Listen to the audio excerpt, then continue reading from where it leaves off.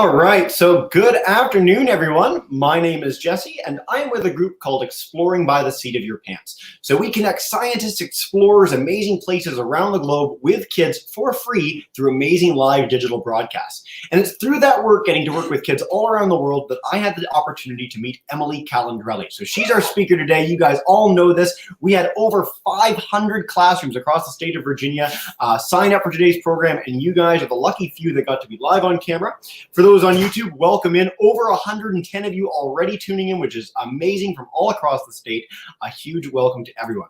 So Emily is one of the top science communicators in the entire world. She does it all, has the coolest job on earth. She is the host and producer of Xploration Outer Space. She is the author of the Ada Lace Adventures. She is on all manner of social media doing amazing science experiments for you guys at home at the Space Gal. And most excitingly, perhaps, she has her own Netflix show called Emily's Wonder Lab. I know a lot of our kids today have seen this, have tuned in. Nora, who we're going to meet a little bit later, she's watched a bunch of episodes in advance, so it's super, super exciting. We're going to talk about all her amazing work today, do some live science experiments on camera, and generally inspire you with the magic and wonder of science. So without further ado, I'm going to turn it over to Emily. Thank you so much for joining us, and take us away. Let's do this. Hi, everyone. I am so excited to be with you here today. Virginia, thank you so much. I'm from West Virginia, so I feel like we're neighbors, you know, we're sort of related in a way. So I'm very happy that you all are here. I'm going to tell you about my adventures as a science communicator, as a science TV show host. I'm going to show you some clips and videos of those adventures, and then we're going to do some science experiments. And then lastly, we're going to take questions from you all. So I'm very, very excited. Thank you so much, Jesse. If you are looking for more opportunities like this, where you get to talk to different people and talk to different adventurers and scientists and engineers and explorers, then check out Explore by the Seat of Your Pants. It's an incredible organization, and they do this kind of stuff all the time, every single month throughout the year, and it's really wonderful. So the first thing I want to talk to you a little bit about is my other TV show that you may not have heard of, which is Xploration Outer Space. So this is how I got my start in science television. Before that, I studied aerospace engineering. This is why I'm known as the Space Gal. I studied mechanical engineering and aerospace engineering. So basically, I studied how things move and how things fly through the air and through space. And then after I studied that for about 8 years, for a pretty long time, I became a science TV show host for Xploration Outer Space. And this is a show Saturday mornings on Fox or on Amazon Prime, where I travel all around the country and sometimes to other countries to show you the coolest things that are happening in the space industry today. I'm very obsessed with space, as you can tell. I've got lots of space decor. This is an astronaut painting. I have my rocket lamp right here. I have random space artifacts all throughout my house. It's something that I hold near and dear to my heart. I am known as the Space Gal after all. And in this show, you can imagine it's my dream job. I get to talk to the smartest people who are answering the biggest questions in the space industry. So we're talking rockets and spaceships and rovers on Mars and searching for aliens and everything in between. And it's just so much fun. And so to give you an idea of the adventures I've had through the show, I want to show you a video. And this video includes some of the coolest moments I've done, which is things like aerobatic flight and scuba diving down to the depths of the ocean and jumping out of a plane and flying to Russia to ride in a human centrifuge, which is basically like an amusement park ride where it looks like this, and I was sitting in the fist. And by doing that, it makes you feel G-forces or gravitational forces, the same G-forces that you feel when you're on a rocket launching to space. And so that's what you'll see in the video. And just a lot of, I went in a cage down a mile underground to an abandoned gold mine to see how researchers are studying the universe underground. It's just lots of cool stuff. So let me show you that. It really has been such a wild ride. Okay, here we go.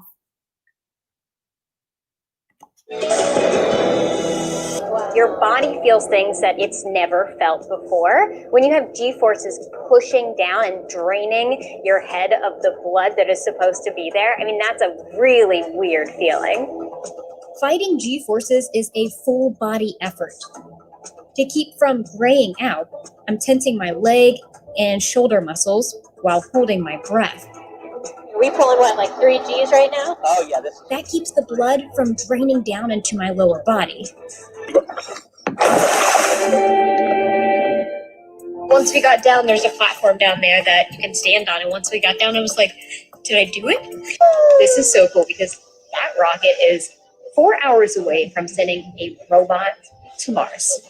Okay, we are about to go into the elevator that's going to bring us down to the laboratory, which is nearly a mile underground. And it's about a 10 or 11 minute elevator ride. And it's a cage. And it's a cage. It's not an elevator, it's a cage. And I'm not gonna lie, I'm a little bit nervous. This is probably going to be the most extreme place I've ever seen anyone do science.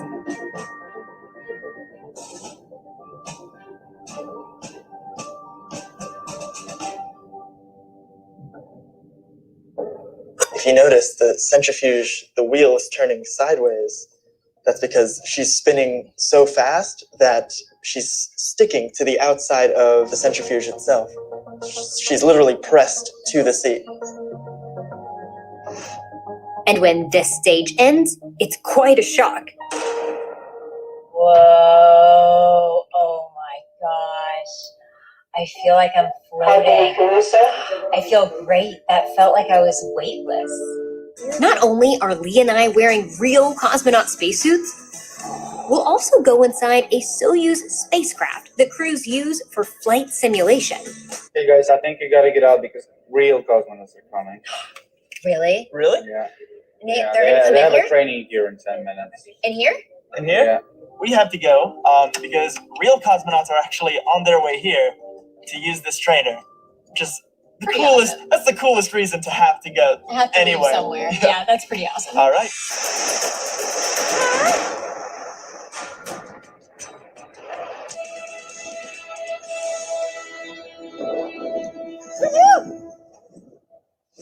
Now, I have successfully landed on this planet with a parachute, but landing on Earth is one thing. Landing on Mars is a totally different story.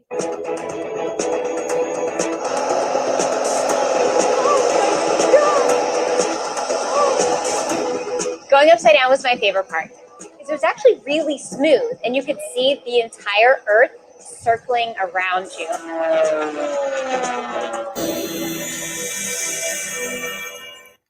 So those are some of my favorite adventures from the show. And what I realized when I was putting that highlight reel together and picking and choosing the coolest moments over the last 7 years that I've been hosting that show that I wanted to show to you, I realized that for each of those coolest moments, I was a little bit scared to do them in the beginning. I almost didn't do some of them because I was so nervous. I thought maybe I wasn't prepared enough to do something that's scary. Maybe I wasn't old enough to do something that's scary. Maybe I just was too afraid to do something that's scary. And I realized that those ended up being the coolest things that I've ever done. And so for me, those experiences taught me that sometimes the coolest things that you're going to do in life, you're going to start off being a little bit scared to do them. But I learned that being brave doesn't mean that you don't have fears. It doesn't mean that you're never afraid. It just means that you don't let those fears get in the way of your goals. And if you can't get over your fears, just do it scared. Many of those things that you saw, I was pretty afraid when I was doing them. If you could hear my voice when I jumped out of the plane, it sounded a little bit like, ah!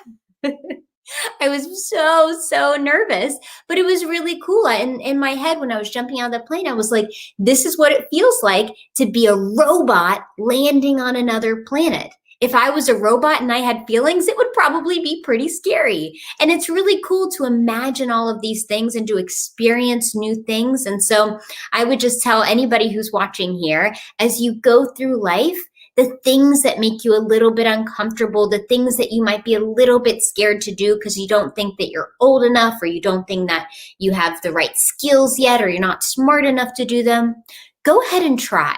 there's nothing that can hurt by just trying. Those are the things that are going to make you grow and make you smarter and make you more confident and just give you all of the adventures in the world. So that's Xploration Outer Space that I'm really, really proud of. That we have new season 6 episodes airing right now, Saturday mornings on Fox, and it's also on Amazon Prime. So that's a really fun one. The other job that I have is I'm an author of a science chapter book series. Oh, let's see. Interesting. It's not letting me share. One second. See if I can find. Well, for whatever reason, it's not letting me share my PowerPoint at the moment, but I just want to show you that, make sure you click share. Anyways, let's see if that works again. I'm an author of the science chapter book series, the Ada Lace Adventures. Ada is a 3rd grader who loves science and technology and goes on adventures to solve mysteries with technology and gadgets that she builds herself.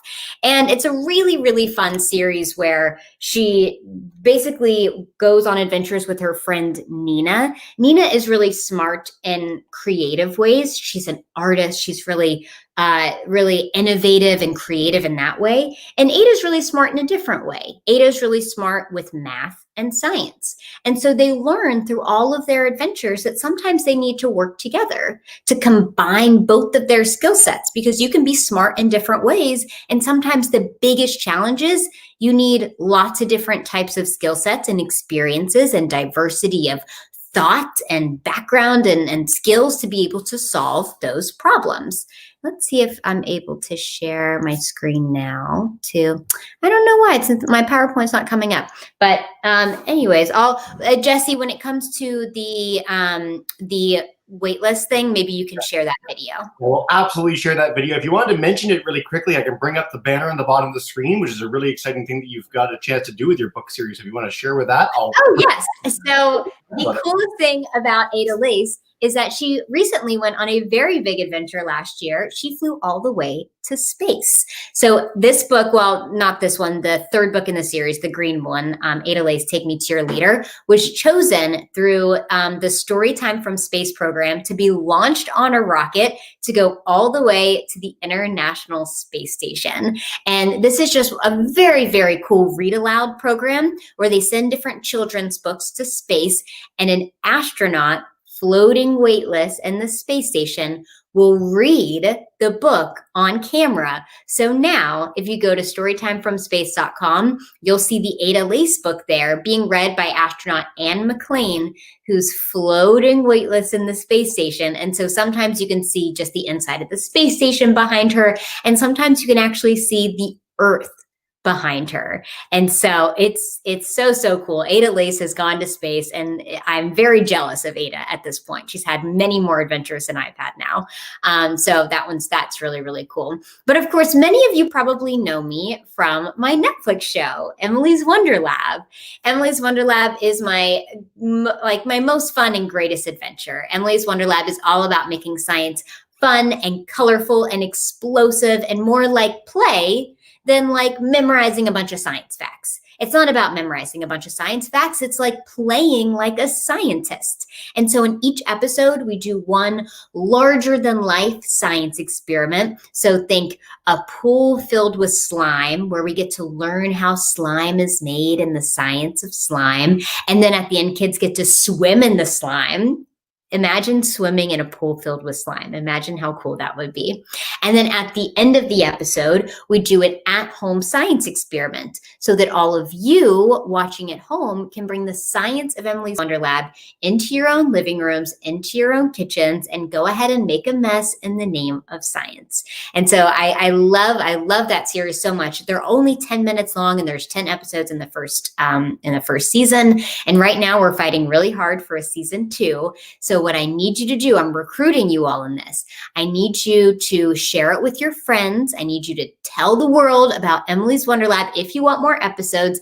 And if you're on social media, maybe tag Netflix and tell them you want a season 2 too. That always helps. So that's something that I'm really excited about. But people often ask, how did I start studying space? Why did I get into space in the first place? How did I become the space gal, right? Well, it turns out, so when I was in college, I knew I wanted to study engineering because I liked math and I heard that engineers had really good jobs, which is true, but I didn't know what type of engineering to do.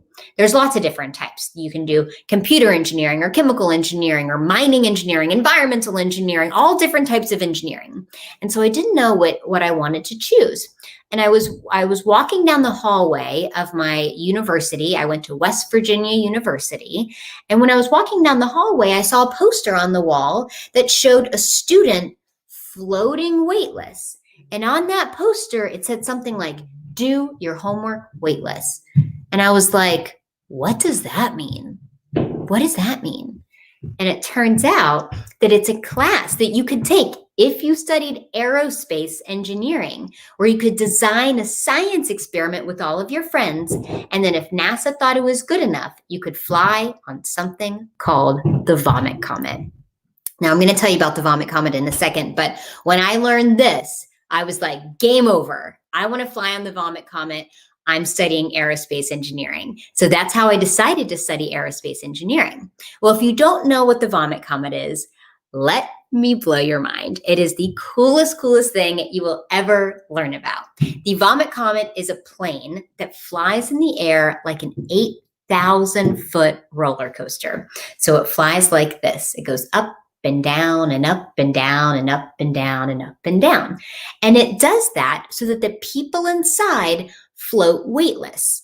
How does that work? Well, you've experienced this yourself if you've ever been in a car that's gone over a bump, or if you've ever been on a roller coaster yourself.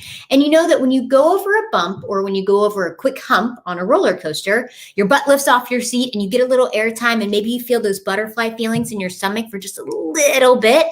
Well, it's like that, but longer. So it's really fun. So when you go over the hump, you feel weightless for about 25 seconds, which maybe doesn't sound like a very long time, 25 seconds, but it feels like a really long time. That's enough time to fly from one end of an airplane to another. It's enough time to do a bunch of backflips and somersaults. It's so much fun.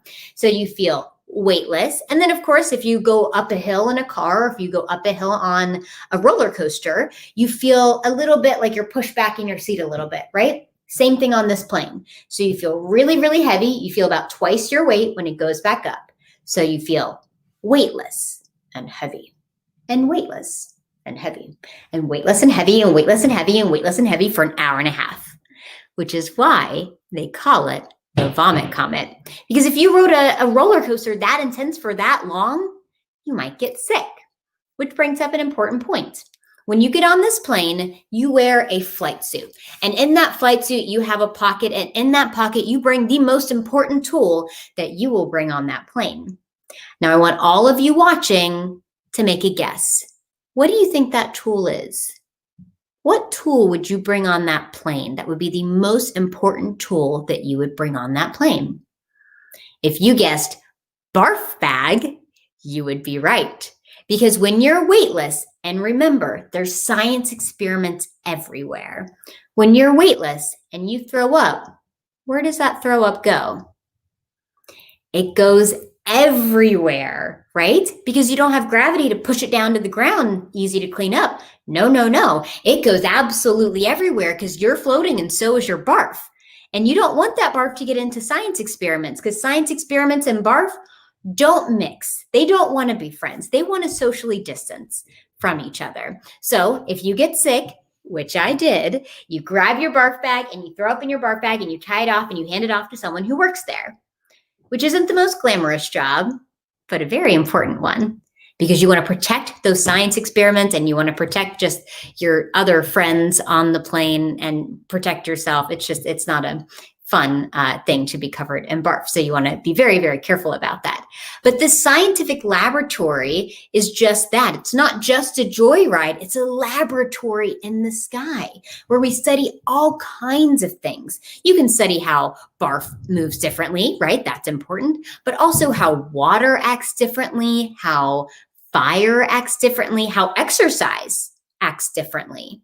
Because when you go into space, an astronaut will, they're floating weightless all the time, right? And it's really fun, but it's kind of hard on your body.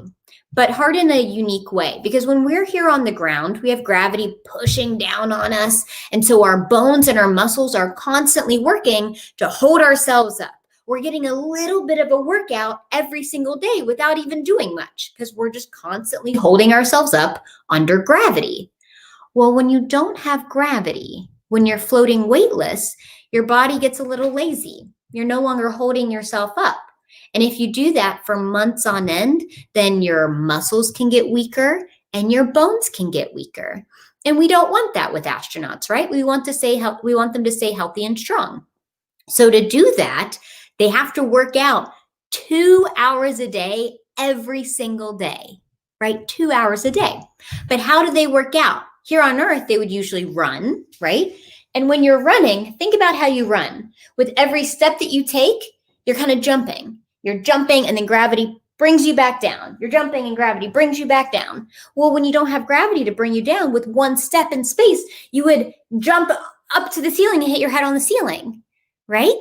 So they had to think of a new way to design a treadmill. These are some of the fascinating problems that NASA engineers get to work with.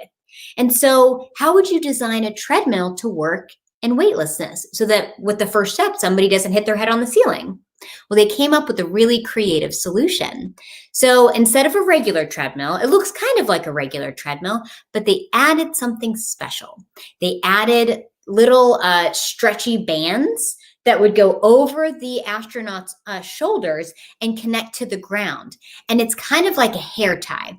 So, you know, when you stretch a hair tie, it wants to go back to its original position, right? You stretch it really, really long and it wants to get shorter. You stretch it really, really, really long and it wants to get shorter. So they put a stretchy thing on their shoulders. And so every time they take a step, it stretches, but it wants to get shorter. So it pushes the astronaut back down. It's kind of like creating fake gravity, like artificial gravity. So they had to come up with a really cool solution. And I think that's really fun. So I've now flown on the Vomit Comet 3 times, and I want to show you a clip of my experiences there. Let me just see if I can, if my PowerPoint comes up. It doesn't come up. So Jesse, I'll let you share. Yeah, I'll bring that up for you guys. It's really, really cool. By the way, the gravity workout, you just get fit by just walking around in your everyday life. That's my favorite kind of workout. It's just that's the best kind of workout. Yeah. See if we can get this up for everyone and give you. Yeah, these are just some clips from my few flights on the Vomit Comet. There we go.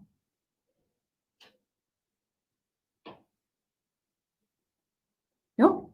Let me see. Oh, that it almost worked. There we go. Let's try that again with feeling. Oh, it canceled the entire thing. Again, with feeling. Oh, dear. And there's phones ringing. It's half the fun of virtual broadcasts, really. That's right. We're all live. We're all at home. We have dogs and babies in the background. Before we land, I have a few things left on my zero-G bucket list. A spacewalk. Before we land, I have a few things left on my zero-G bucket list. A spacewalk. Plus some acrobatics. Eating like an astronaut. Snacking. And even juggling. You can actually do that. Another dance move we need to try is the pirouette. On land, Sam's pirouette was smooth and effortless. Let's see how he does up here. Effortless, but not so smooth. Now it's my turn. Obviously not a professional dancer. Wow! Maybe if we hold hands, we can have more.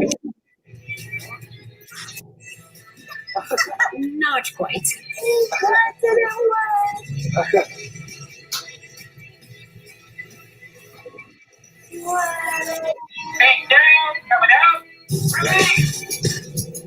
Here's another experiment, jumping through a hula hoop. Now that I've seen Sam's attempt, it's my turn.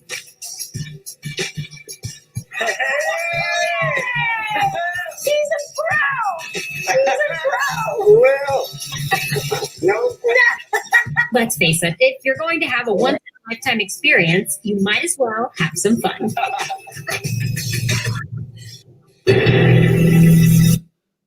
That's great. So yeah, those are some of my favorite moments from flying in the Vomit Comet. It's funny because when you first get on the Vomit Comet, your body is just not used to feeling that way. So that's one of the reasons you feel motion sickness, is because your body's experiencing something differently than what you're seeing. You're seeing that you're in a plane and you know that you're on Earth, and it feels very confusing. And so your body thinks that maybe you ingested like poison or something that's messing with your brain. And so that's one of the reasons why you want to throw up. Your body wants to throw up because it's like, let's get rid of this poison that's making me feel so weird. But it really, you get used to it after a while. It's really, really fun. Those somersaults, I think, are what did it for me, and why I got so sick.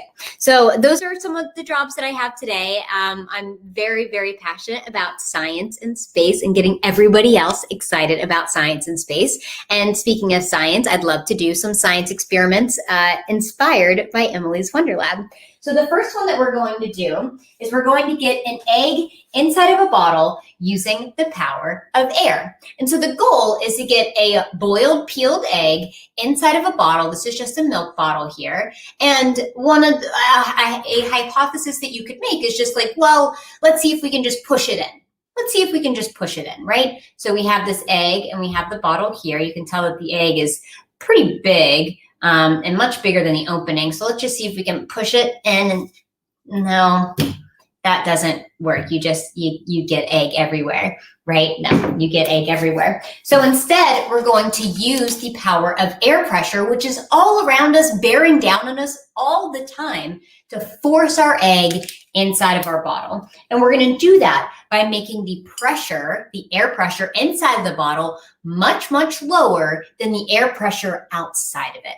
And the way we're going to do that is using fire. So I'm going to light this coupon paper on fire and throw it in the bottle. That's going to do a couple of things. That's going to heat up the air. And when air gets hot, it wants to take up more space. So it's sort of expanding, right? And as it's doing that, a lot of the air molecules are escaping. They're coming out of the bottle. Then we're going to put the egg on top of the bottle. That's going to put the fire out. So now we have fewer air molecules inside the bottle. And now that the fire is out, they're cooling down. When air gets colder, it wants to take up less space. So now it's condensing, it's getting colder, there's fewer air molecules in here. We've created a low pressure environment inside of our bottle, and we're gonna have a high pressure environment outside of it. So let's see that in action. I always get a little bit nervous when I do this because I think my fire alarm's gonna go off. So let's, I'll say a little bit of a prayer and do a dance and make sure that that doesn't happen. So let's light this on fire. It's very important that you have adult supervision when you do this. Do not do this at home by yourself. Make sure you absolutely have adult supervision, aka, oh shoot, I think the fire went out prematurely. Oh no, there it goes. Woo! Did you see it? I always doubt myself that maybe I didn't create enough fire, but you can see that there is plenty of smoke. Oh no, that's a bad thing.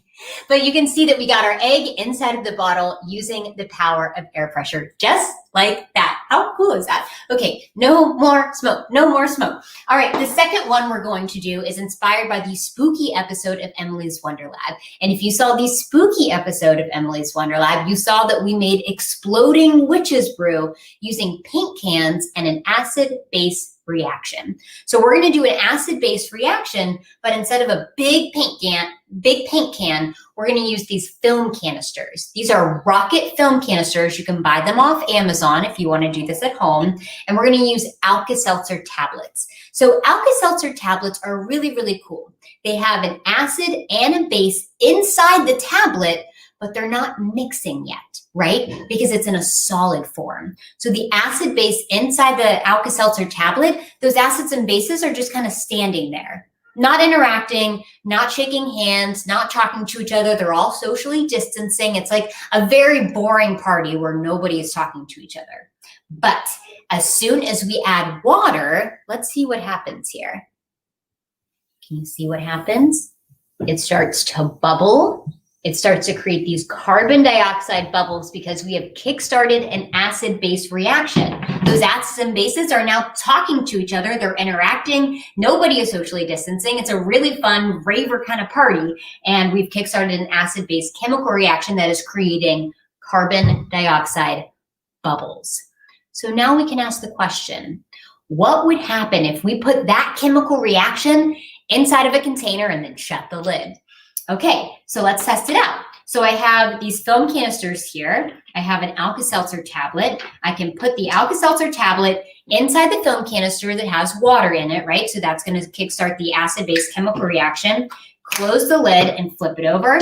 I'm just going to do a couple of more here. So basically what's happening is that we have these carbon dioxide bubbles, and they're building and building and building until the film canister can't take the pressure anymore. That one was really intense. And the film canister just pops and hits your ceiling. This is a really good one to do outside. I highly recommend doing this one outside. So that's a super fun one to do. Let's just do one last one. We have a few more Alka-Seltzer tablets here. We can just do one last one and watch the pressure build and build and build. I get more and more nervous each time until I can't take the pressure anymore. And what happens is that the air comes flowing out downward. And for every action, there's an equal and opposite reaction. So because the air is pushing downward, that pushes the film canister upward to hit the ceiling. For every action, there's an equal and opposite reaction. And so with that, I'm happy to take any questions that you may have. I have, while I take questions, I am going to do my favorite experiment from Emily's Wonder Lab, which is oobleck. Oobleck is a non-Newtonian fluid where sometimes it acts like a liquid and sometimes it acts like a solid. And it's really, really easy to make. All it takes is 1 cup cornstarch to a ½ cup water. And I like to add food coloring because everything's more fun in color. But yeah. Awesome. Fantastic. Again, over 200 groups tuning in on YouTube. So welcome in from all across the state. Wonderful. So awesome having you guys all here. And what we're going to do first is go to Nora in Falls Church. She's a special fan of oobleck, so I'm excited to hear her question. Nora, if you want to come in and kick us off with a question for Emily, go for it.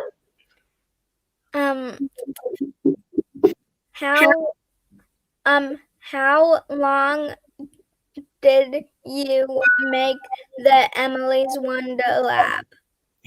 Yeah, how long did it take to make Emily's Wonder Lab? So it's kind of funny. So we took maybe like 2 months to write out all the experiments and to test out all the experiments we wanted to do. So it took a long time to just make sure we knew exactly what we wanted to do for the show.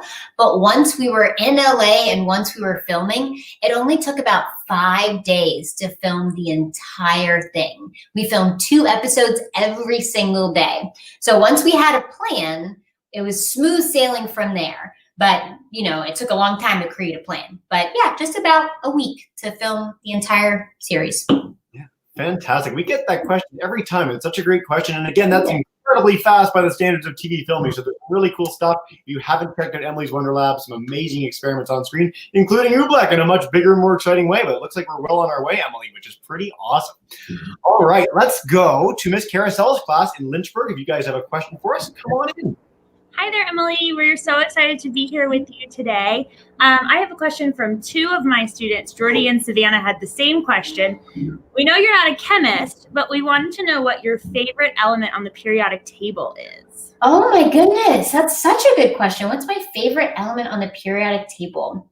Well, you know what? I think it might be iron. I'm a big fan of iron. So when you have a meteorite, when you find a rock that you think might be a meteorite, one of the fun ways to check to see if it is in fact a meteorite that came from an asteroid is to see if it's attracted to a magnet. And the reason it's attracted to a magnet is because meteorites have a really high percentage of iron in them. And that's one of the creative ways that you can figure out if the rock you found in your backyard actually came from space. And I think that's really cool. I think iron is also formed in the center of an exploding star. So once not an exploding star, but once a star has started to create iron, that's the first sign of its downfall. Once a star creates iron in its core, then you know that it's gonna die soon. And I think that's pretty awesome too. So when I see iron in our food and I see iron in our blood and I see iron in meteorites, I know that that was formed at the core of a star. And I just think that's really cool. So iron, probably. I really like iron. That was the most elegant, awesome answer of all time. And yeah, one of the coolest things about science is understanding that we are star stuff. The things that make up our body literally came from the hearts of stars, which is really wicked. One quick note on asteroids, too, for any of our classes that are keen. In Antarctica, every year they send scientists down, teams of scientists to Antarctica to look for meteorites. Because typically, when you just walk around, if you see a rock, it could just be a rock. But in Antarctica, there are no rocks just sitting on the ice. So any rock you find sitting on the ice is by definition a meteorite, which is really, really cool. So they go there every year to try and track those down, which is awesome. Cool question, guys. All right, let's go to Miss Lott's class. They took out a whole auditorium for today's presentation, which is awesome. Miss Lott's group, come on in. Hi, thank you so much for having us. Izzy here has a question. What made you want to start your TV show on Netflix or Amazon Prime?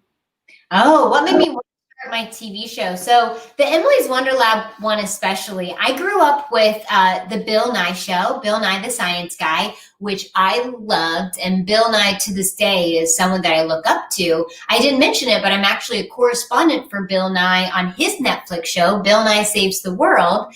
So that's been fun to actually work with Bill Nye and learn from Bill Nye, who's the greatest at what he does.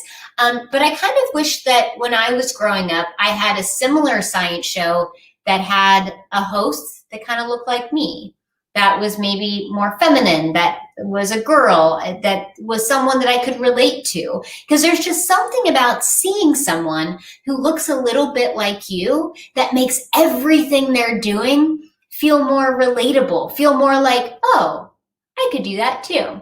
And so for me, I really wanted to create that representation for kids growing up today. So that was the main maybe inspiration behind why I wanted to do Emily's Wonder Lab. Yeah. And I know you mentioned this before, but I want to stress, not only, of course, were you a different kind of host for a Netflix series, but you were in a very particular state when you were filming it. If you could explain that, I think that's really a valuable lesson for all our kids. Yes, that's a very good point. So if you saw Emily's Wonder Lab, you know what Jessie is talking about. When I filmed Emily's Wonder Lab, I was 9 months pregnant. And so throughout the entire season, I have a very large 9-month pregnant belly. Now that bump is out and walking in the world and doing science experiments herself, which usually just includes, does this break and can I eat this? So very basic science experiments at the moment. But yeah, I was 9 months pregnant, and I love that too, because I think I wanted other people to see that pregnant people can do lots of cool stuff, including science. When I was growing up, I didn't see a lot of pregnant people doing much of anything, because on TV and in movies, when you see a pregnant person, they're usually like hiding their bump, or it's only about them having a baby and not really about them having a job. And so I loved that I could be this mom to be doing science experiments. I thought that was really, really fun, because you can be both a mom, you can be a parent, and also love science and also do all of these really fun adventures. So that was really special to me. Fantastic. Again, and Emily, to my knowledge, you're the only ever host of any major program, like a third trimester ever. So that's very, very cool. So congratulations, and that's awesome. The feedback of all the people that I can see in the background of this program just love this. So thank you for sharing that story. Farrell, I'm going to come to you in 2 seconds, but I want to go to Abby and Maddie now, who, by the way, of all the broadcasts we've done, there have been no kids that have been more excited in the background and more outlandish in their enthusiasm than you two. So Abby and Maddie, come on in. I'd love to have a question for Emily. Yay! Okay, Abby, go for it. If you were an astronaut, which toy would you take to space? Ooh. If I was an astronaut, what toy would I take to space? That is such a good question. Man, what toy would I take to space? I mean, maybe I might bring like a Rubik's Cube or something. My husband taught me how to solve a Rubik's Cube. That's how I became interested in my husband. We have a very nerdy love story. He taught me how to solve a Rubik's Cube, and I was like, oh, I'm in love. And so I think that maybe a Rubik's Cube would be really fun, because it like trains your brain and it keeps your brain like in shape. And it's also just kind of fun to play with, even when you're not trying to solve it. So I don't know, maybe a Rubik's Cube, but instead of the colors, maybe I would put like different colors of pictures of my family and friends. And so I could like look at my family and friends when I'm in space. What a cool question, ladies. Thank you so much, Abby and Maddie. That was awesome. So we're going to go to Miss Farrell's class now. They're joining us in Hampton. Come on in and go for it. Hi, good afternoon. We are so excited to be part of this. We have a question from Brooklyn. She wants to know what advice you have for someone who would like to be a scientist when they grow up. I love that question. What advice would I have for someone who wants to be a scientist when you grow up? I think the misconception that I had when I was a kid is that you have to be the smartest kid in your class. You have to maybe have parents that are scientists. You have to just always get the best grades and just be naturally smart, whatever that means to be a scientist. But what I've learned is that being a good scientist simply means being curious, being passionate, having questions that you won't stop until you find the answer. Those are the most important ingredients to being a good scientist, because scientists are all about finding systematic ways to find truth in the world. And we just need more curious, creative scientists to be able to answer the right questions and to be really passionate about finding their answers. So it's not really about memorizing a ton of facts really well. It's about thinking like a scientist, being really curious and being really, really passionate. That passion is way, way more important than being able to memorize a bunch of stuff. Yeah, I think it's one of the best lessons that we highlight with people who come in on our broadcast all the time. So many of the people in top positions at NASA, at major organizations, at museums, they started out in very, very different endeavors. A lot of them are really creative people. They love to make art or do music or dance or drama or theater. And all those things lead so nicely into being a creative and fascinating scientist and build on that curiosity that you mentioned. So thank you so much for highlighting that. I love it as an answer. Emily, we're going to do another round of questions. But before we do with everyone, Nora, I'm coming to you first in a minute. Do you want to show us a little bit about what's going on with the oobleck? Oh, yes. So oobleck is very, very cool because sometimes it acts like a liquid and sometimes it acts like a solid. And so you can ball it up in your hands and push it really hard and it'll act like a solid. But as soon as you let it go, it'll drip through and act like a liquid. And so in the show, what we did is we made an entire pool filled with this stuff. And we asked the kids, how would you get across without sinking? What would you do? What is your hypothesis as to how you would get across the pool without sinking? And so some kids made a guess. They said, what if I went slow and steady and I tried to make sure that my feet were really flat? Some kids were like, well, what if I ran? Some kids were like, what if I hopped? Some kids were like, well, what if I just danced all the way across? And so they all got to test out their different hypotheses. And you at home should be thinking, what would I do? Knowing that when you add pressure to oobleck, it acts more solid. And when I don't add pressure, when I don't do anything, it acts more like a liquid. How would you walk across a pool without sinking? And you can watch episode 2 of Emily's Wonder Lab to figure out how that went and which one worked. But I think that was probably my favorite episode in the show because walking across a pool of oobleck, I mean, it was pretty cool. It was pretty fun and fun to watch too. Not many people get a chance to do that. Again, if you guys have never made oobleck at home, it is so much fun, especially when it ends up a beautiful blue color like Emily. Oh, yes. Your hands can be dyed all day. Yeah. So a quick note again on that. 1 cup cornstarch to half a cup of water, whatever ratio you want. If you want to make a whole pool of it, by all means, you need a lot of cornstarch, but go right ahead. But that's the ratio. A lot of fun you can do at home. Awesome. All right, let's bring back in Nora. If you got another question for us, go for it. How long have you been doing science? How long have I been doing science? My goodness. Let's see. I started college in 2005. And so I've been studying science and engineering since 2005. I did 5 years for my undergrad because I got 2 bachelor's degrees, mechanical engineering and aerospace engineering, and that took 5 years. And then I went to grad school at MIT in Boston, where I studied more science and engineering for 3 more years. And so I got 2 masters there. And so I studied it at a school for 8 years. And then ever since then, I've been talking about science and technology and learning more about science and technology. So since 2005, and what year is it? 2020? So 15 years, about 15 years. One of those years, 2020. Yeah, hard to forget this one. Yeah, this year is worth like 7 years. So. Okay, yeah, so even longer than normal. I want to stress too, we've got a lot of kids in grade 3, grade 2, kindergarten today, and I know that 8 years of school on top of grade 12 sounds like a really long time, but it really isn't. You are a really young person when you finish that, and now you're equipped to do a really exciting career that's really fulfilling, that you get to love what you do every day for many, many years to come. So it might seem a little daunting now, but it's actually a fairly limited part of your life to make sure that the rest of it is a really, really exciting time. And I think Emily would speak to the fact that school can be a lot of fun too. So very cool. Yes, I definitely, I agree. So for me, I joined engineering thinking like, oh, this is going to be really hard and my life is going to not be super fun for the next 4 or 5 years.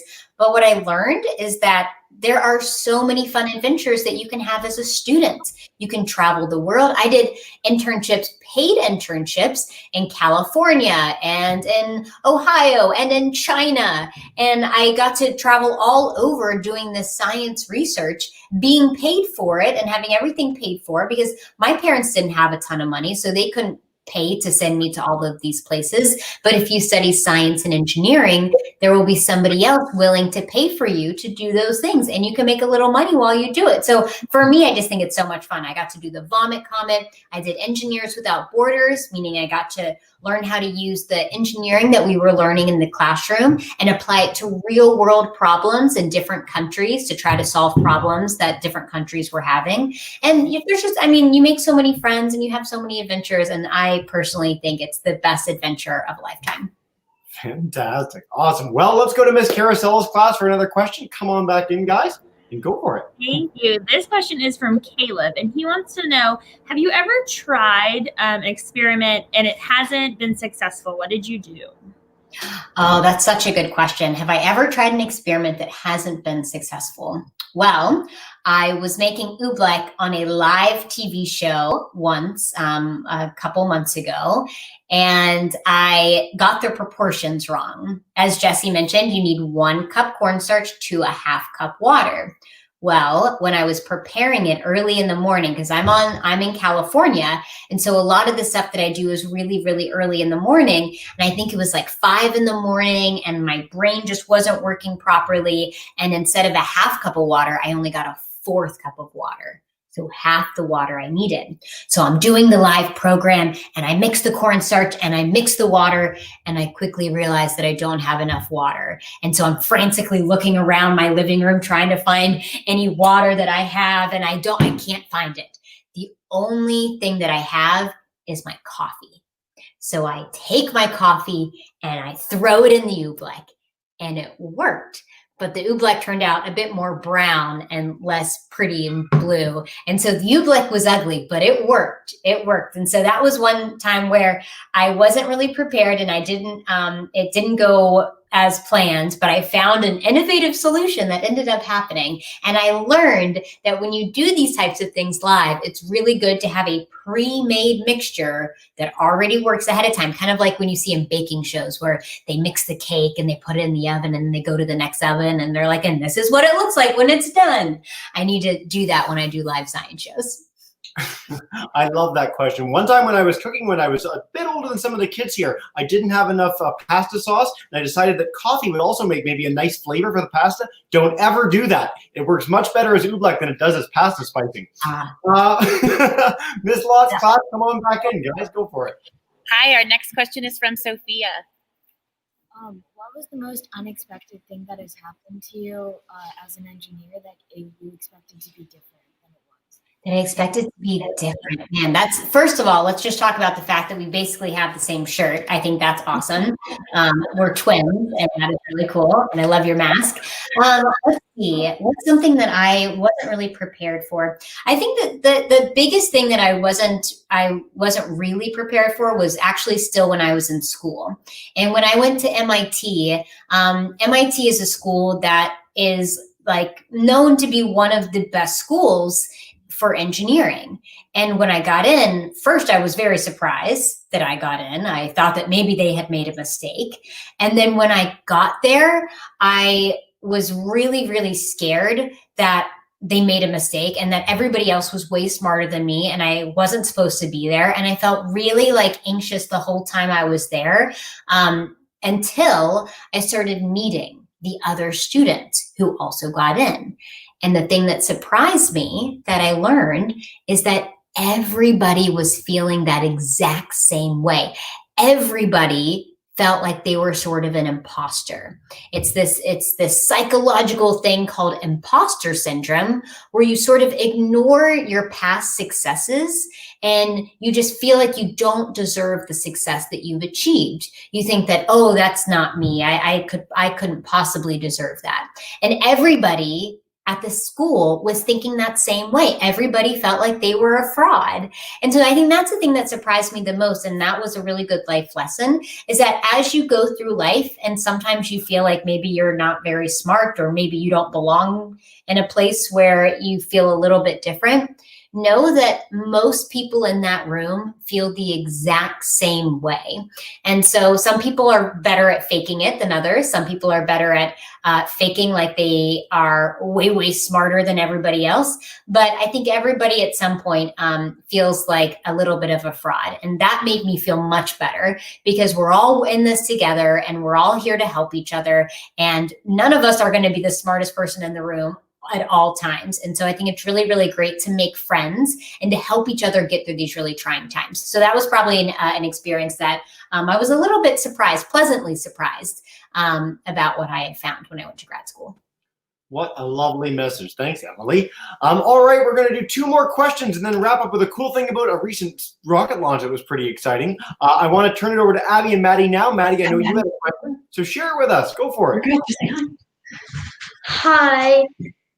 How do you come up with the ideas for your experiments? I love this question. So I work with a team of people. Like any good project, teamwork is the best way to find the best ideas, because you have different people with different backgrounds all suggesting different ideas, and that way you can find some of the best ideas. So I worked with a team of people. We scoured the internet. We looked at every corner of the internet to find some of the coolest experiments. And then we asked ourselves, how can we make this bigger? How can we make this more colorful? How can we make this explosive? Or how can we make this into a game? And so we took what we could find out there and just tried to make it bigger and brighter and more explosive. The only situation in which how can we make this explosive will be a justifiable thing is a science television show. So like another one of those lessons, keep that with parents at home, same with fire. Miss Farrell's class, if you guys want to wrap us up with a question, come on in, go for it. Hi, our question is from Amber. What do you do when you aren't filming or experimenting? Oh, I love that question. What do I do when I'm not filming or experimenting? So I love giving lots of talks like this.